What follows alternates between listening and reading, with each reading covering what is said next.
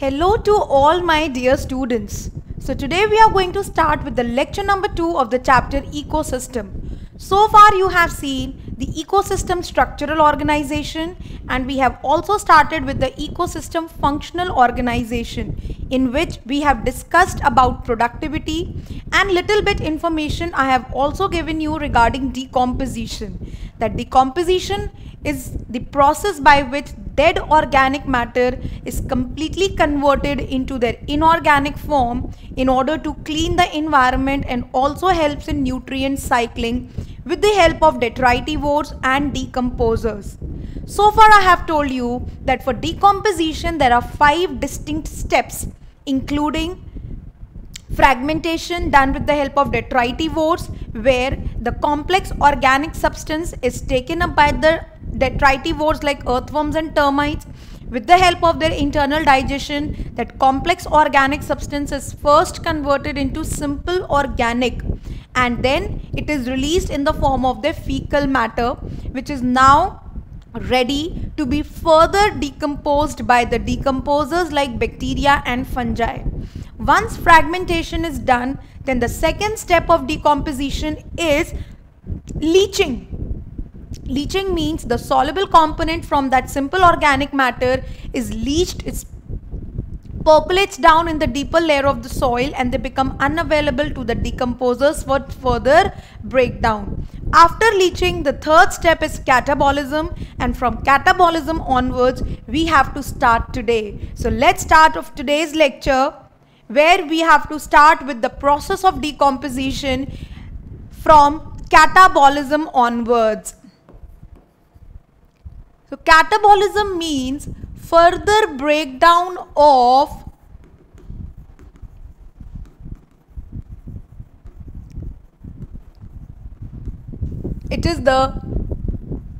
further breakdown of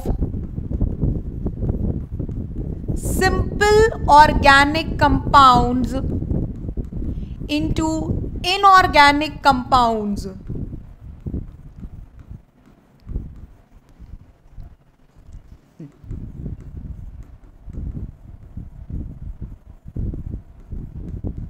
So further breakdown of simple organic into inorganic is known as catabolism, which can be done in 2 stages or with the help of decomposers. So catabolism is done with the help of decomposers.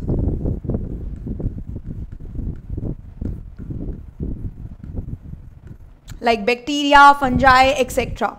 And the 2 steps are humification and mineralization.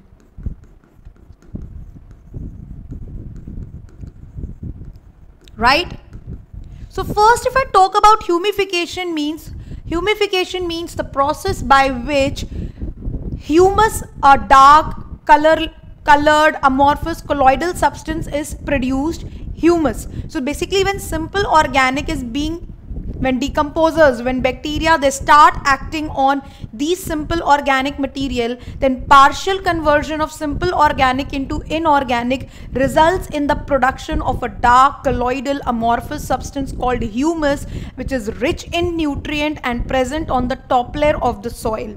Further breakdown of humus with the help of the same decomposers results in the release of all the inorganic elements in the soil, rejuvenating the soil with the minerals which were taken by the plants initially. So humification further results in the formation of mineral. So what will you write for humification? Initial level of breakdown. Initial level of breakdown by decomposers. Right? Initial level of breakdown by decomposers, that means when simple organic is converting itself into simple inorganic, the initial steps results in the formation of humus. So what will you write now? Initial level of breakdown by decomposers results in the formation of a dark colloidal amorphous substance, colloidal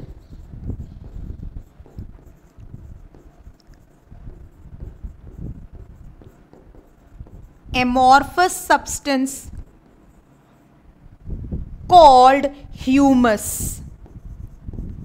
Humus is highly rich in nutrient. More the humus in the soil, more the soil is rich in nutrient, and better it is for vegetation. So humus simply means the chemical or the substance which is rich in nutrient. Beta, remember one thing, humus is resistant to microbial action. Humus will convert into mineral, but it is a very slow process, because once decomposers produced humus from simple organic compound, then after production of humus, the further breakdown to release inorganic element is slightly more time taking, as humus is resistant towards microbial action, as it is rich in chitin and lignin compound, which undergoes very slow rate of decomposition. Right? Shall we write this point? Chalo. So what is the next point that you're going to write? First, let me add a page. So you're going to write humus is resistant to microbial action. Is resistant to microbial action. Therefore, mineralization from humus is slightly a slower process. So humus is resistant to microbial action, comma, thus mineralization is slightly slower.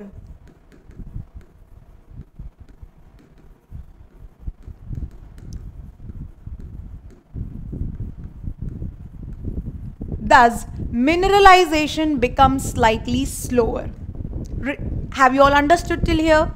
Now the last step, whatever, even if mineralization is slow, but yes, there will be a time when humus will be converted into all the inorganic elements, and that is the last step of decomposition, called as mineralization.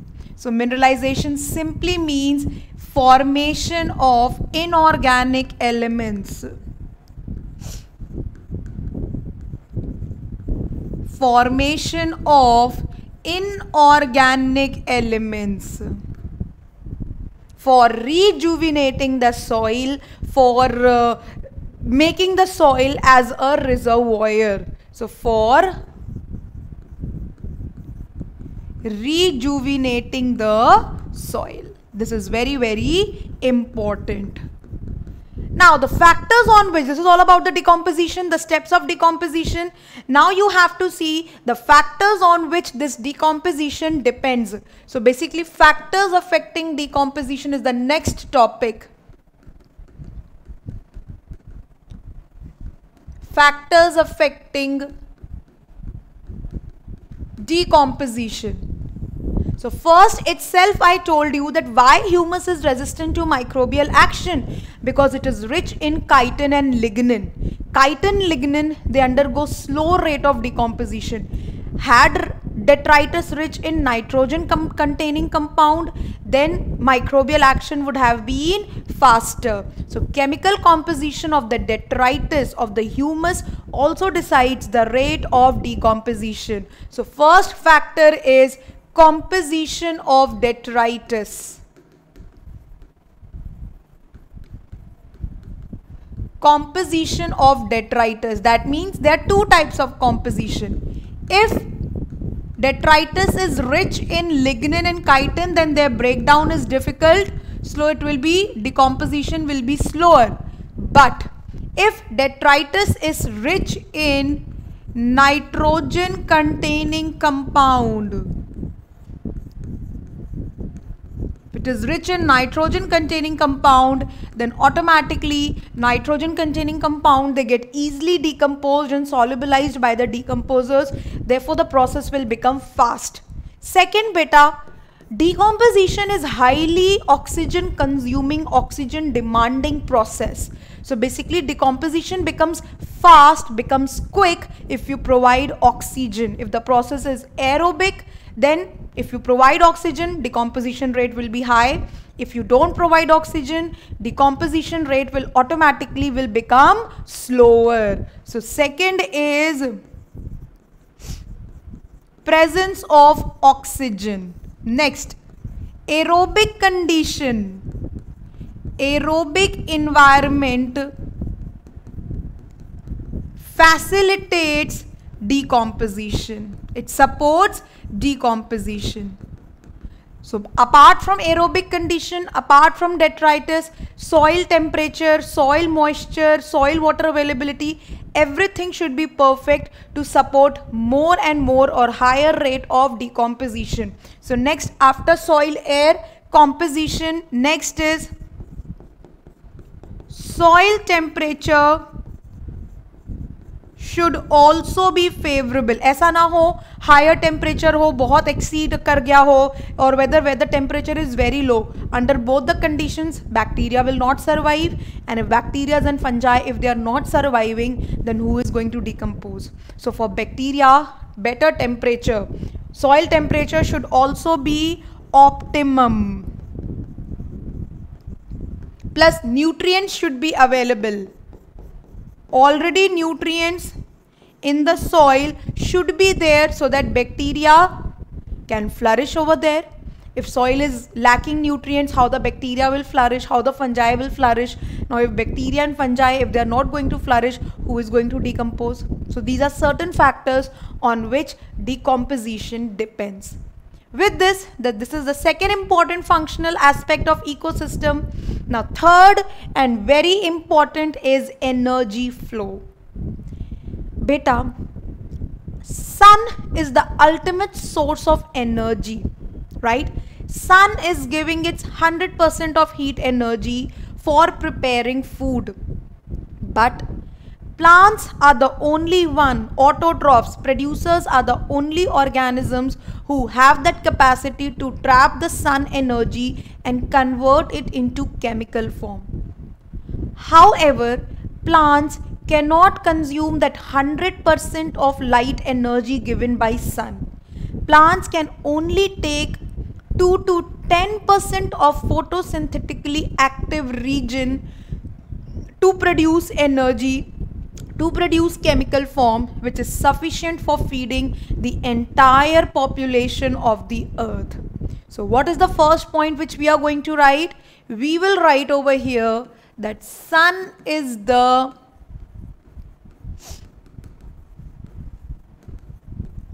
ultimate source of energy, which gives 100% of light. However, this 100% of light consists of UV ray, X-ray, gamma ray, visible ray, infrared. But क्या ये सारा component use कर सकते हैं? No. The only component of sun which can be used is visible spectrum. That means out of this 100% of light, the light which ranges between 400 to 700 nanometer of wavelength, that is only usable. That is the only component of the sun which can be at least observed or which can be used. This is known as visible spectrum, also known as photosynthetically active region.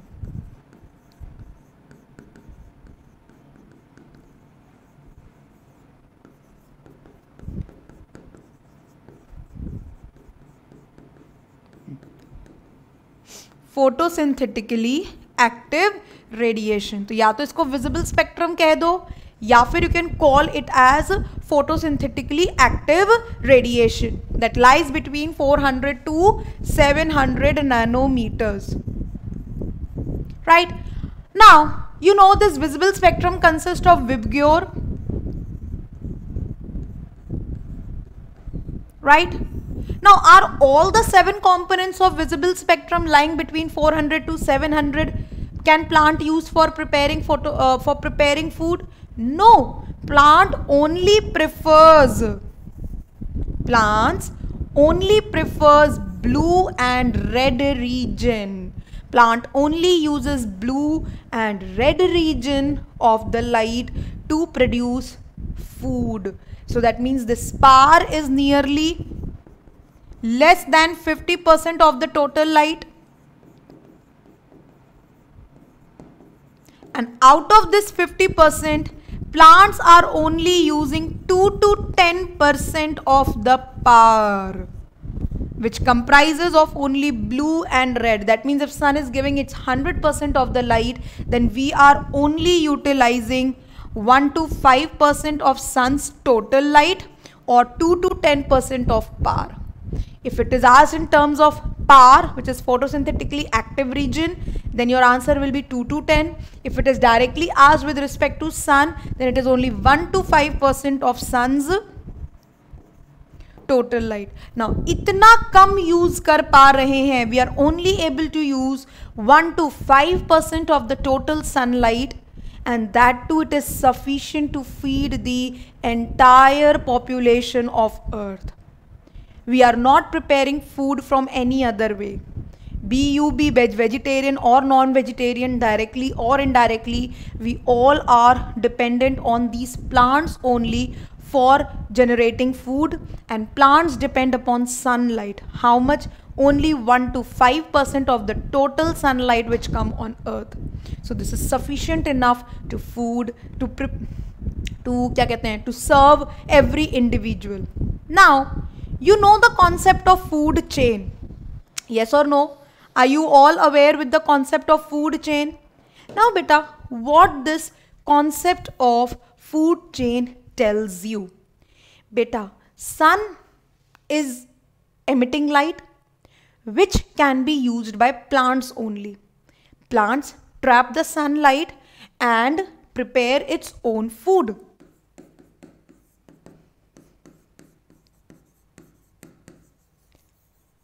Correct? Plants produce primary productivity. Now, if these plants would have not been fed by herbivores, क्या ये flow of energy होता? क्या plant ने बनाई हुई energy का कोई भी यूटिलाइजेशन होता if this concept of prey predation would have not been existed? No. Plant energy, plant whatever it produces, either in the form of fruit or in the form of vegetables or whatever means, wherever it is storing food, if that stored food would not have been eaten by other organism, then how the flow of energy would have existed? This concept of flow of energy exists only due to concept of prey and predation. Since this concept of prey predation is there, so this concept of energy flow also exists. Now, plants are then consumed by primary consumer, also called as herbivores, right? Then these herbivores in turn, they are consumed by secondary consumer, also called as primary carnivore. Then primary carnivores are then fed by secondary carnivore, and then secondary carnivore is then fed by tertiary carnivore. This is simple food chain. Food chain how? Because there's a flow of energy taking place from one living organism to another living organism, and each level of food chain, each level is known as trophic level. Correct? So this is the first trophic level, this is second, third, fourth and fifth trophic level. Okay. Now beta, always energy flows unidirectionally. It will never happen that carnivore is fed by herbivore. It will never happen that plants ate herbivore. It will never happen. So next point you will write is flow of energy is first of all dependent upon prey-predator relationship, is dependent upon prey-predator relationship, first point. Second point is it is always unidirectional. You cannot make this arrow like this. Sorry, you cannot make this arrow like this. No. The flow of energy has to be always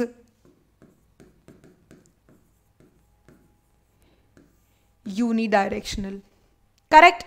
Third, beta, next point says that flow of energy is going to follow the two laws of thermodynamics. This energy flow follows both first and second law of thermodynamics. So next point is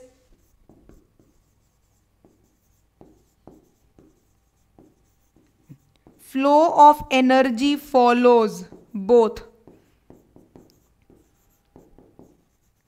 first and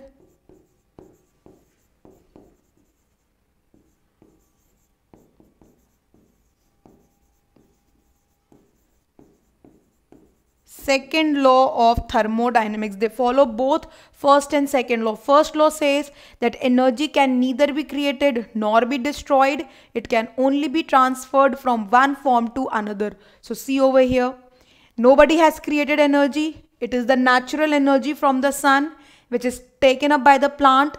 Plant has converted that energy from light to heat to chemical energy, and then that chemical energy is being transferred from one organism to another. So simply, energy is neither being getting created nor getting destroyed. It is simply changing its form at every trophic level. So here you see flow of energy is following first law. Now how is it following second law? We say second law means randomness. Second law means entropy. So basically, okay, what happens beta? It says that suppose this primary consumer, when herbivore feeds on the plant, then food is basically taken as a whole, the stored food which is there in the plant. See, you know the concept of primary productivity. Now from that primary productivity, what is primary productivity? The total amount of biomass generated by the plant. But that total amount of biomass is not there for the plant, is not there for this herbivore. Some amount of energy plant will use, some amount of food will be broken down by the plant for its own respiration needs, and the remaining net primary productivity will be available for this herbivore. So that net primary productivity which is available in the plant will be fed by the herbivore. So herbivore is taking the food from the plant in concentrated manner. But that food cannot remain in concentrated manner. As soon as it goes inside the herbivore, जैसे food जाएगा, it will be broken down and it will be released in the form of energy. Suppose I have eaten in the morning aloo ka parantha. So that aloo ka parantha is the concentrated form of food, right? Which is having very less randomness, low entropy. But once I eat that food, will that aloo ka parantha remains in that concentrated form? No, it will break down.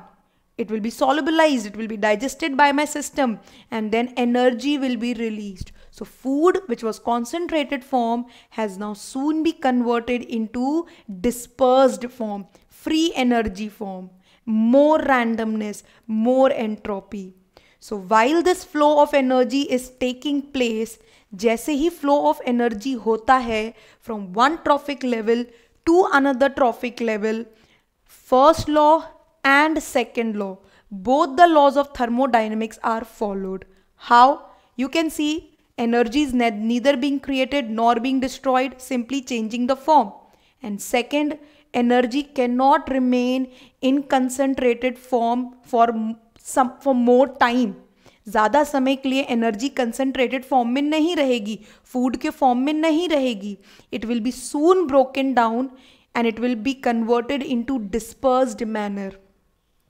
Yes or no? So that means always flow of energy favors entropy. It always favor randomness.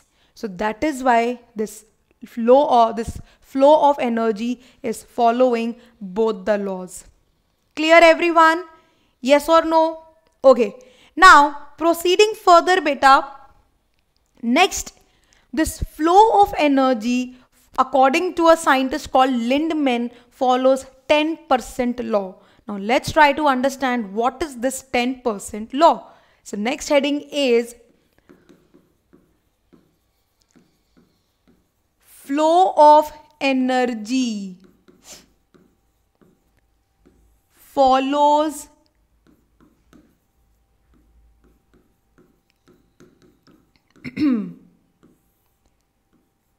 10% law. Now, what is this 10% law? क्या है ये 10% law?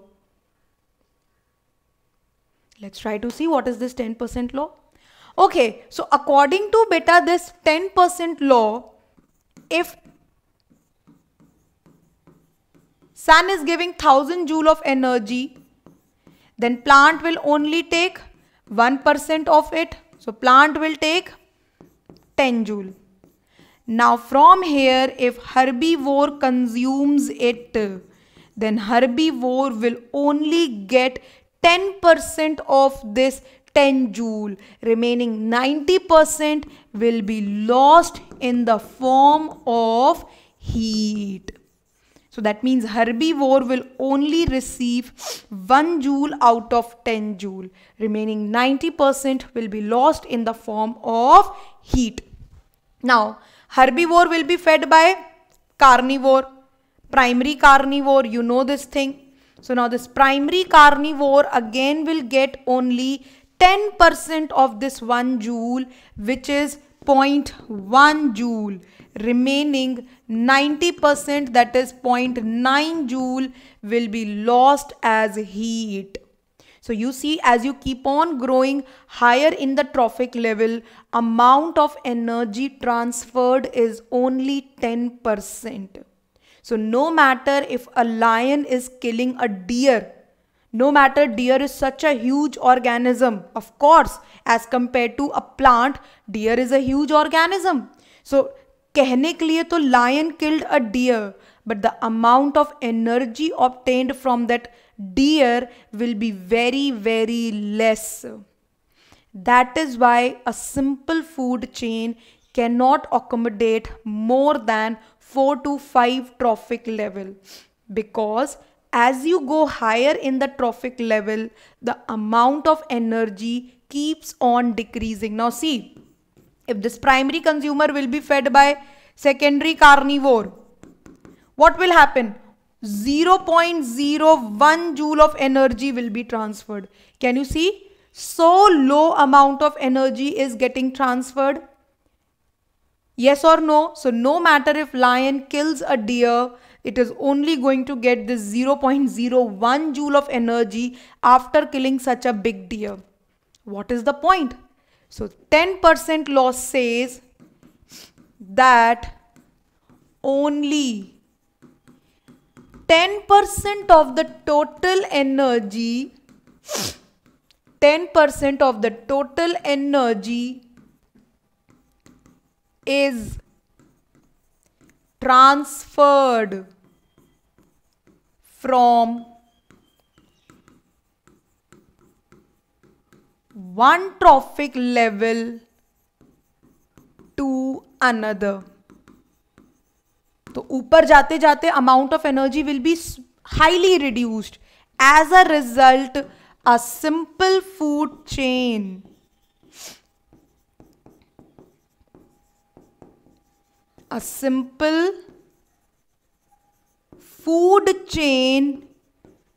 will maximally support 4 to 5 trophic levels. To 5 trophic level. Like you see 1, 2, 3, 4. Here I have drawn 4 of simple foods, 4 trophic levels. But now if the 5th one will come, it will get very, very, very, very less amount of energy. Understood? What is energy flow? Energy flow simply means due to prey predation concept, one organism is feeding on another. Whenever organism feeds on another organism, it is going to get some nourishment, that is called as energy. Flow of energy follows both the laws of thermodynamics. It is unidirectional. It follows 10% law. Simple food chain Till here, I hope everyone has understood all the concepts. Now, in nature beta, simple food chain exist नहीं करती है. Basically, different food chains, they interlink to each other to form complex food web. So next point.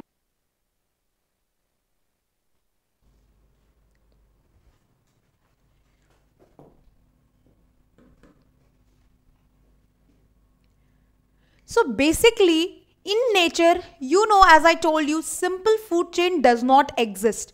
Rather, the simple food chain, they intermingle to form complex food web. So see what I have written. In nature, simple food chains does not exist. Rather, different food chains, they cross-link to each other to form food web. Why? There should be some benefit that why nature is promoting food web over food chain. So basically, there are two reasons. Number one, beta, if the nature would have supporting food chain only, then every predator will be having only one option to prey, and it will become very difficult for the predators to survive. And even it will become very difficult for prey to also survive, because unnecessary overpressure will be coming on prey, and there will be high probability of prey species getting vanished. So basically, the two benefits of food web are every organism are having more than one option to feed on. Like for example, in a jungle, imagine if there is lion only feeding on deer and lion not knowing about rabbit hunting, about other organism hunting. So every time lion will be hunting deer, and it will become a trouble for lion also to search all the time deer, and it will become very pressurized condition for deer also, because every time if lion will come and hunt them, then their population is going to fall, and if the prey species population is going to fall, automatically the lion will also start dying due to hunger. So this food chain concept is not as better as compared to food web. So what is food web? No unnecessary pressure on the population of prey will arise due to overpredation. So basically, these are the two benefits of food web over food chain. That is why nature promotes food web than food chain. Now, one more topic you have to do under food chain, that is two types of food chain depending upon who is occupying the first trophic level. If the first trophic level is occupied by plants, that is producers, then it is known as grazing food chain. However, if the first trophic level is occupied by detritus, that is dead organic matter, then it is known as detritus food chain. So basically, how many food chains are there? Two types, GFC, DFC. DFCs are more common in terrestrial ecosystem, whereas GFCs are more common in aquatic ecosystem. So only this much you have to do for this concept of energy flow and food chain, everything. I hope all the things which I have taught you today is absolutely very clear, and this concept of pyramid we will do in our later class, not today. For today, energy flow and decomposition concept is more than sufficient. Hope you all have understood whatever has been taught to you today. Thank you for joining me. See you in the next lecture. Bye-bye everyone. Take care.